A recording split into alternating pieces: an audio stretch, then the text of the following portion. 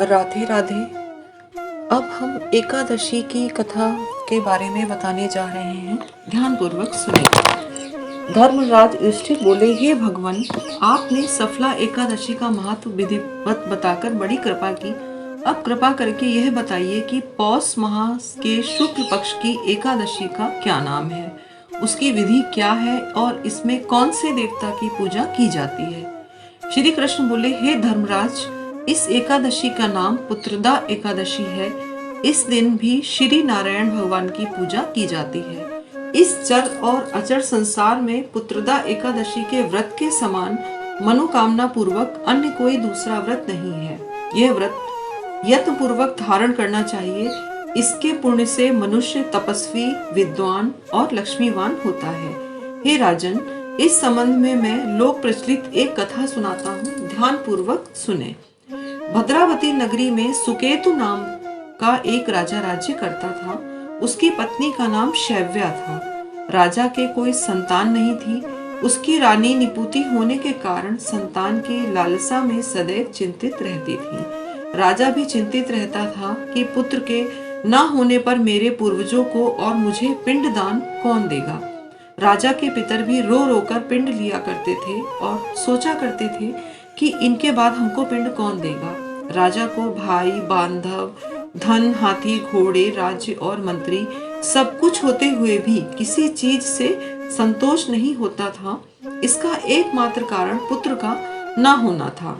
राजा को सदैव एक यही चिंता रहती थी कि पुत्र के बिना मुझे कौन पिंड दान देगा। बिना पुत्र के पितरों और देवताओं का ऋण मैं कैसे चुका सकूंगा। जिस घर में पुत्र ना हो उसमें सदैव अंधेरा ही रहता है। इसलिए मुझे पुत्र की प्राप्ति के लिए प्रयत्न करना चाहिए। जिससे पुत्र का मुख देखा है वही धन्य है। उसको इस लोक में और यश और परलोक में शांति मिलती है। इसके दोनों लोग सुधर जाते हैं। पूर्व जन्म के कर्मों से ही इस जन्म में पुत्र और धन आदि प्राप्त होते हैं। इसी चिंता में राजा दिन रात लगा रहता। उसने सहस्त्रों पुत्रेष्टि यज्ञ किए परंतु सफल एक भी ना हुआ। देवताओं को लाखों प्रणाम किए परंतु आशीर्वाद एक भी ना मिला। बेचारा राजा हार गया और मन में बुरे बुरे विचार सोचने लगा कि क्या करूं, विष खा लूं तो अच्छा है, परंतु यह चिंता अच्छी नहीं। एक समय राजा ने अपनी जीवन लीला समाप्त करने की भी सोची, परंतु आत्मघात को महापाप समझकर उन्होंने ऐसा नहीं किया। ऐसे ही एक दिन राजा विचारों में डूबा हुआ घोड़े पर चढ़कर वन की ओर चल दिया।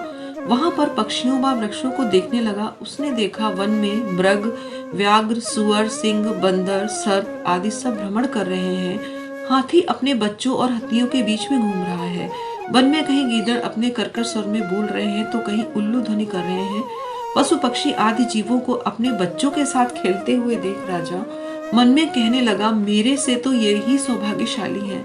वन के इन दृश्यों को देखकर राजा का दुख और बढ़ गया और वो सोच विचार में लग गया कि वो पुत्रहीन क्यों है। इसी सोच में उसको 2 पहर बीत गए। वो सोचने लगा, मैंने अनेक यज्ञ किए, योग्य ब्राह्मणों को उत्तम भोजन से तृप्त किया, उन्हें दान दक्षिणा दी, फिर भी मुझको यह दुख क्यों प्राप्त हुआ। तभी राजा को प्यास लगी लेकिन पानी न मिला। राजा प्यास के मारे दुखी और बेचैन होकर पानी की तलाश में इधर उधर फिरने लगा। अंततः उसे एक सरोवर दिखा। उस सरोवर में असंख्य कमल खिल रहे थे और मछलियां, सारस, हंस और मगरमच्छ आदि विहार कर रहे थे। उस सरोवर के चारों तरफ मुनियों के आश्रम बने हुए थे। उसी समय राजा के दाहिने अंग फड़कने लगे। शुभ शकुन समझकर घोड़े से उतरकर मुनियों को दंडवत प्रणाम करके उनके सामने बैठ गए। मुनिगणों ने राजा को आसन दिया और कहा, हे राजन, हम तुमसे अत्यंत प्रसन्न हैं। तुम्हारी क्या इच्छा है, कहो। इस पर राजा ने उनसे पूछा, आप कौन हैं और किस लिए यहाँ विचार करने का कष्ट किया।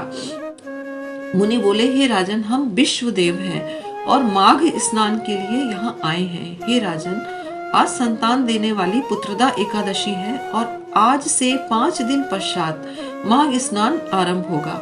इस सरोवर को पवित्र पावन समझकर स्नान के लिए हम यहाँ पे आए हैं। मुनियों का परिचय राजा पाकर कहने लगे, मेरे कोई संतान नहीं है। यदि आप मुझ पर प्रसन्न हैं तो मुझे भी एक सुपुत्र का वरदान दीजिए। मुनि बोले, हे राजन, आज पुत्रदा एकादशी है। आप विधि पूर्वक इस एकादशी का व्रत करें और भगवान विष्णु की आराधना करें। भगवान की कृपा से अवश्य ही आपको पुत्र की प्राप्ति होगी। मुनि के वचनों को सुनकर राजा बोले, हे मुनिवर, क्या यह दिव्य फल मुझे व्रत करने से मिल जाएगा? विष्णुदेव बोले, हमारी बात सत्य होगी, परीक्षा करके देख लो। हे धर्मराज, मुनि के वचनों के अनुसार राजा ने उस दिन एकादशी का व्रत किया और द्वादशी को उसका पारण किया। इसके पश्चात मुनियों को प्रणाम करके राजा अपने महल में लौट आया। कुछ समय के पश्चात रानी ने गर्भ धारण किया और 9 माह पश्चात उसके एक पुत्र हुआ। वो राजकुमार अत्यंत शूरवीर, विनम्र, यशस्वी, धनवान तथा प्रजापालक हुआ। भगवान श्री कृष्ण बोले, हे राजन, पुत्र की प्राप्ति के लिए पुत्रता एकादशी के समान अन्य कोई व्रत नहीं है। अतः पुत्र की प्राप्ति के लिए पुत्रता एकादशी का व्रत अवश्य करना चाहिए। जो भी व्यक्ति इस पुत्रता एकादशी के महत्व को पढ़ता या सुनता है तथा उसका विधि पूर्वक व्रत करता है, उसे पुत्र की प्राप्ति होती है और नारायण की कृपा से मोक्ष का अधिकारी बनकर स्वर्ग की प्राप्ति को करता है। हरे कृष्ण कृष्ण कृष्ण हरे हरे, हरे राम राम राम हरे हरे। हे प्रभु, इसी प्रकार आप सब सुनने वालों पर भी नारायण की कृपा सदा बनी रहे। हरि बोल, हरे कृष्ण।